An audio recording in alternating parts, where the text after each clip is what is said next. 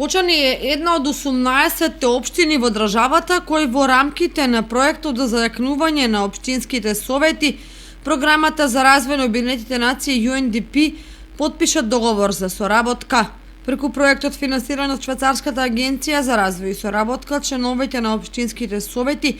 добиваат обуки и подршка за планирање и трошење на општинските буџети согласно очекувањата на граѓаните, а секоја од општините ќе добие грант во висина од 50.000 швајцарски франци за приоритетните проекти избрани од граѓаните преку форумите во заедницата. На овој начин, учесниците на форумот во заедницата во Кочани како најприоритетен за реализација на проектниот фонд го избраа предлог проектот Забавно-рекреативен парк во основното училиште Малина Попиванова, проект што ќе се реализира со вкупниот фонд од 50.000 швајцарски франци.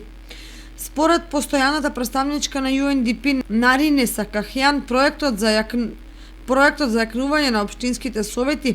е сеопфатен, бидејќи вклучува градење на капацитетите, финансиска подршка и вмрежување на советниците со цел да се постигне систематска промена кај општинските совети. На овој начин општинските совети ќе станат поефикасни и посамостојно ќе може да се справат со влијанијата на извршната власт,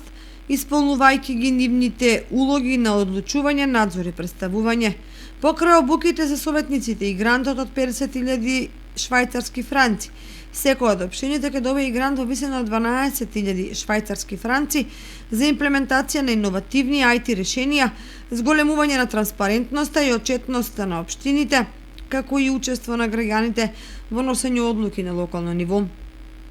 Со проектот се обезбедува и континуирана подршка на работата на Комисијата за следење на развојот на системот за финансирање на општините, со подготовка на полугодишни и годишни извештаи за финансиското работење на општините, преку кој ќе следи напредокот за финансиската децентрализација. Проектот вреден 3,4 милиони швајцарски франци е финансиран од Швајцарската агенција за развој и соработка